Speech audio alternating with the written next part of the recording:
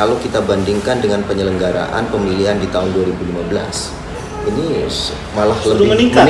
meningkat.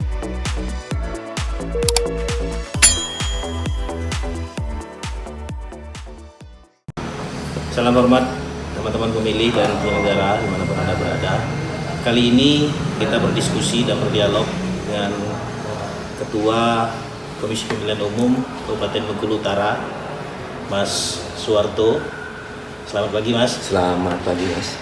Teman-teman pemilih, di konten kali ini kita khusus mendiskusikan soal pemilihan kepala daerah di Kabupaten Bengkulu Utara yang ini terjadi baru kali ini terjadi di Provinsi Bengkulu. Di Kabupaten Bengkulu Utara ini calon bupati dan wakil bupati dengan calon tunggal. Ya, betul. Nah, tentu kita akan menggali dengan Ketua KPU Bengkulu Utara bagaimana sesungguhnya yang terjadi pada waktu itu dan bagaimana mengelola pelaksanaan pemilihan bupati dan wakil bupati dengan calon tunggal. Ya. Silakan, Mas. Jadi ini menjadi sesuatu hal yang baru ya, yang kita hadapi ketika kita berbicara pada proses pemilihan bupati dan wakil bupati Bengkulu Utara, di mana pada saat proses pemilihan kemarin KPU Bengkulu Utara hanya menetapkan satu pasangan calon, bakal pasangan calon, itu pasangan calon tunggal, di mana dari 12 partai politik yang mendudukan perwakilannya di DPR, ini 10 partai politik yang ada di Bengkulu Utara itu mengusung satu pasangan calon sampai dengan masa perpanjangan proses pendaftaran pasangan calon itu, di mana pasangan calon tunggal itu yaitu petahana Insinyur Haji Mian dan Pak Aris Bawa'adin. Nah, terkait dengan pengelolaan bagaimana mekanismenya, ini merupakan sesuatu hal yang baru juga kami alami di Bengkulu Utara. Itu. Pada saat pembukaan pendaftaran pertama, ini kan baru mencalonkan satu orang, satu pasangan calon katakanlah. Lalu kemudian apa langkah yang dilakukan oleh KPU Bengkulu Utara pada waktu itu untuk kemudian ruang untuk calon lain untuk mendaftarkan? Ya, sesuai dengan regulasi bahwa ketika sampai dengan masa pendaftaran pertama itu berakhir dan hanya mendudukan satu pasangan calon, maka KPU sesuai dengan regulasinya di PKPU 13 tahun 2018 bahwa harus melakukan perpanjangan pendaftaran, di mana memberikan ruang kepada calon yang sudah mendaftar itu untuk merubah komposisi dukungan dari partai politik. Dan itu kita lakukan. Kita diberikan space waktu ada 3 hari untuk mensosialisasikan kembali, baik itu kepada partai politik yang sudah mengusung ya pasangan calon yang terdahulu, kemudian partai politik yang belum melakukan dukungan. Artinya upaya itu dilakukan untuk mengakomodir, dan tahapan itu pada akhirnya tetap saja calonnya tunggal. Iya, betul, tetap. Jadi ketika ditutup juga, ketika perpanjangan kedua itu, maka hanya mendudukan satu pasangan calon. Itu. Lalu kemudian Pak Ketua, dalam hal pengaturan teknis, ini kan kita baru menemukan yang terjadi di Bengkulu. Apakah ada perbedaan pengaturan secara teknis dalam mengelola calon tunggal, misalkan saja dalam hal kampanye dan lain sebagainya? Itu bagaimana KPU Bengkulu Utara menghadapinya? Ya, secara teknis tentunya ini berbeda ya. Berbeda perlakuannya ketika dalam proses pemilihan itu diikuti dengan lebih dari satu pasangan calon. Nah, KPU Bengkulu Utara sendiri juga terus membangun koordinasi, kemudian melakukan kajian antar daerah terhadap bagaimana daerah lain itu melakukan hal yang serupa ketika hanya mendudukan satu pasangan calon.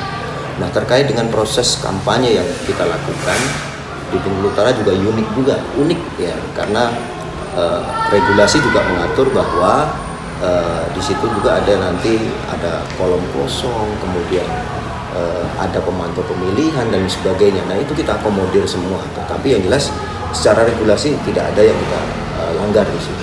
Dan alhamdulillah itu berjalan dengan baik. Ya.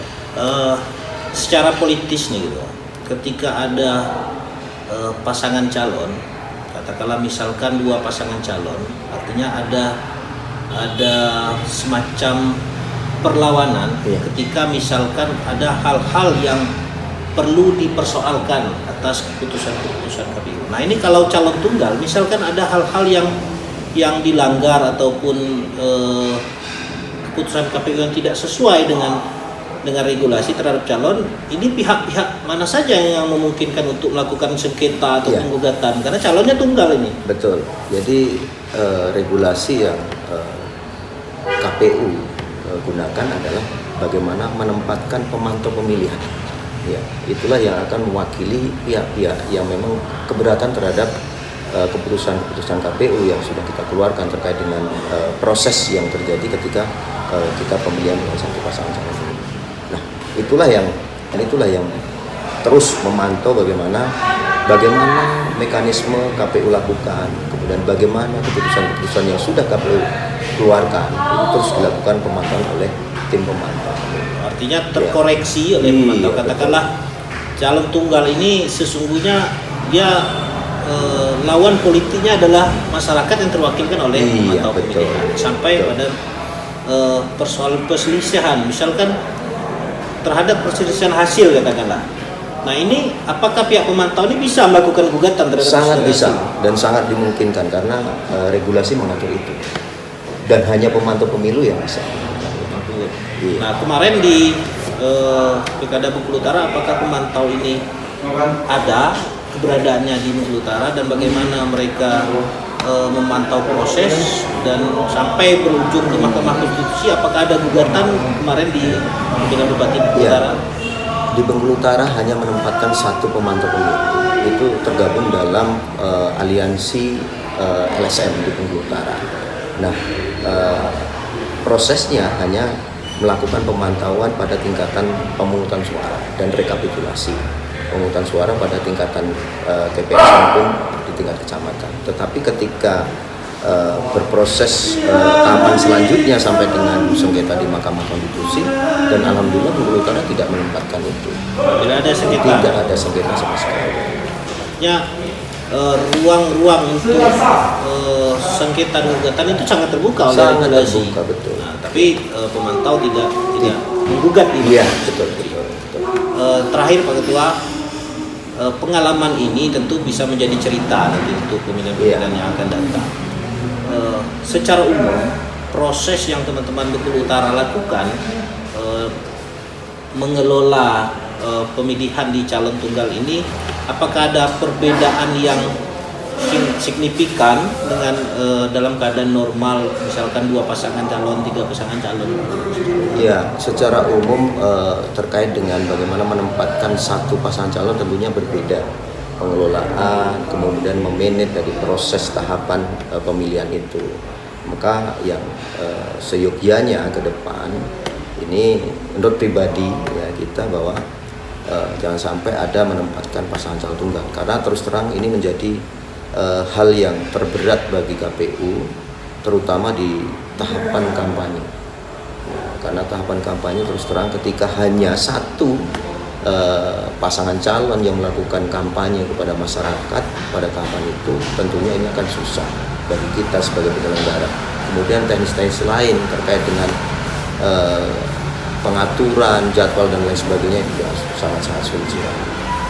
Tapi kaitannya dengan tingkat partisipasi bagaimana gitu? Ya, kalau di Bengkulu Utara, alhamdulillah, kalau kita bandingkan dengan penyelenggaraan pemilihan di tahun 2015, ini malah lebih meningkat.